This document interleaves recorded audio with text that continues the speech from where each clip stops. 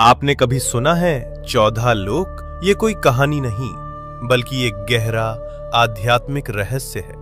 हमारे ब्रह्मांड में कुल 14 लोक माने गए हैं, 7 ऊपर और 7 नीचे। ऊपर के 7 लोक, इन लोकों में आत्मा ऊंचाई की ओर बढ़ती है, ज्ञान, शांति और मोक्ष की दिशा में। भूलोक, ये वो लोक है जहां हम सभी मनुष्य रहते हैं।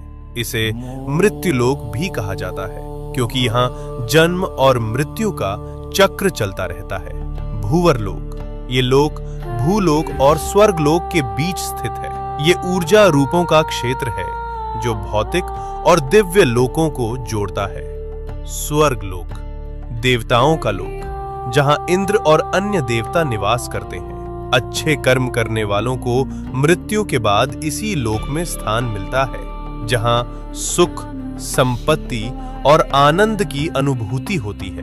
महरलोक, ये दिव्य ऋषियों, तपस्वियों और महान आत्माओं का निवास स्थान है, जहां वशिष्ठ और विश्वामित्र जैसे महान ऋषि तपस्या करते हैं। जनलोक, इस लोक में वे आत्माएं निवास करती हैं जिन्होंने ज्ञान और ध्यान में परम सिद्धि प्राप्त की होती है।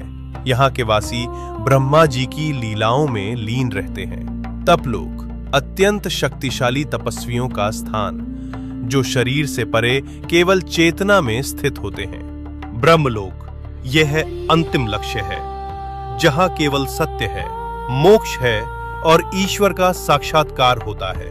इन ऊर्ध्व लोकों में आत्मा का जाना मतलब है धीरे धीरे शुद्ध और जागरूक होना। अब बात करते हैं नीचे के 7 लोकों की। यहाँ भोग, मोह और भ्रम ज्यादा होता है। अतल लोक, राक्षसों और मायावी शक्तियों का घर। वितल लोक, जहाँ कामनाएं और भोग हावी रहते हैं। सुतल लोक, राजा बलि का लोक। वे दानवीर थे, लेकिन उनमें अहंकार भी था। रसातल लोक, जहाँ भ्रम, लालच और अज्ञान का घना अंधेरा है।